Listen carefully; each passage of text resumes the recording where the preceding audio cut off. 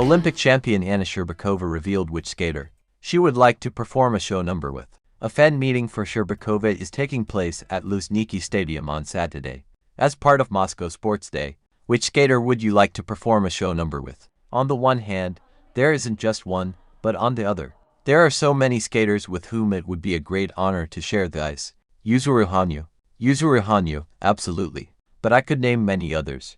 Nathan Chen, Yuna Kim, Mao Sada, and many others. There are many brilliant skaters with whom it's a great honor to be in the same ranks, Sherbakova said. Sherbakova said she felt like a rock star after returning to China. On my first trip to China after the Olympics, I felt like I was in a movie, a rock star. That trip was amazing. But I don't go to China very often, and in Russia, you always see a lot of people supporting you. In everyday life, not at events, I feel quite comfortable. Of course, sometimes people recognize me and come up to me, but I always have positive emotions. If I don't have any distinguishing features skates, then I feel quite calm. Match TV quotes Sherbakova as saying, "The Olympic champion also said she wouldn't want to relive her free skate at the games. What day in your career would you relive? It's hard to say. On the one hand, there are so many moments, but on the other hand, it's really hard to choose. The free skate at the Olympics? No, thank you. Once is enough. I guess that's enough. Probably the free skate at the World Championships, the moment I received my scores. The free skate at the last European Championships, those were emotions that were on the edge for me.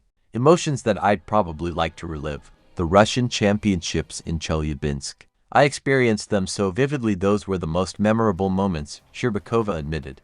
Anna commented on the admission of Russian figure skaters to international competitions. "This is certainly a joyful event. On the one hand, it's hard to believe we've been suspended for so many years. On the other hand, I really wanted to hear this news sooner. But I hope that now everything will continue to move as best as possible in the right direction." Italian figure skater Corey Circelli spoke about the upcoming return of Russian skaters to international competitions. For the past few days, everyone has been talking about the return of Russian skaters. I'm happy that it's finally happened. No one expected the announcement to be so unexpected. Everyone assumed the Russian juniors would definitely return. But the news about the seniors was a shock. I'm not very clear on how exactly neutral status will be granted. The issue's wording is very vague, so for now we can only guess.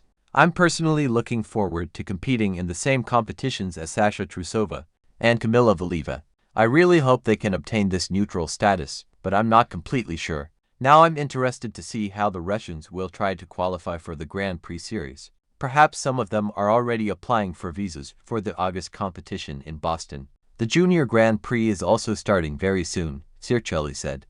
2022 Olympic silver medalist Alexandra Ignatova Trusova shared photos of her and her husband, Makar Ignatov, training together. The skaters are training with Iteri Tutberidze's group. An unobvious advantage of being an adult is that you can calmly train with your loved one. Trusova wrote, "Summer in figure skating is a time of intrigue. Attention is drawn not only to major transitions but also to new choreographies. Skaters post excerpts, trailers, or simply photos on social media, and fans try to guess what the athletes will look like in the new season. And here, choreographers play a crucial role.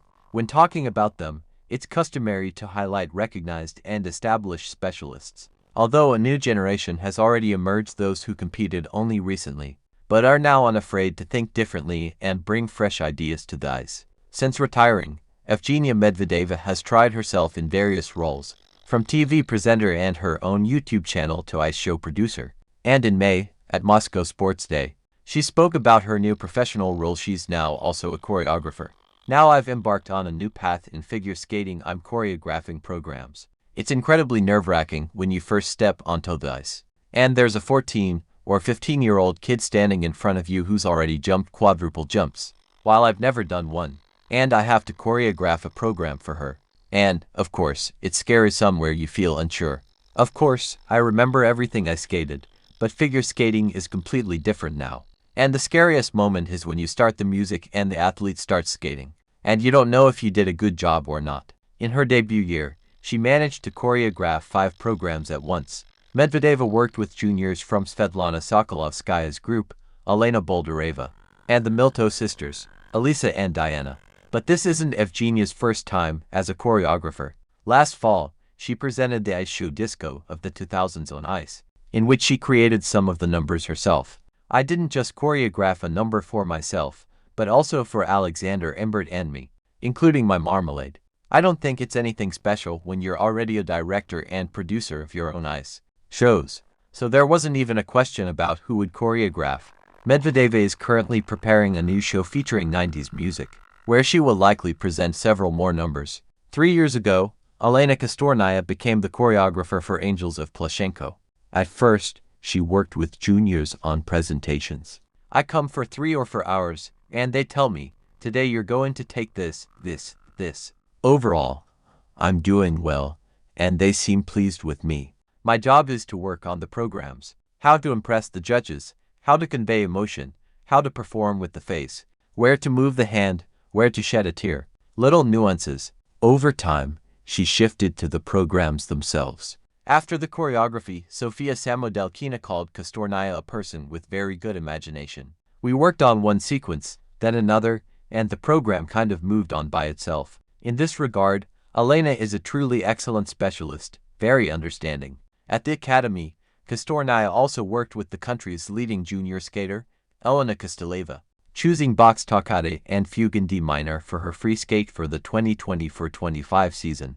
It was easy to work with. Lena and Elena have known each other for a long time. They trained for a whole year. Elena has always been her idol. She's close to Lena in spirit, similar in personality, just as explosive and emotional.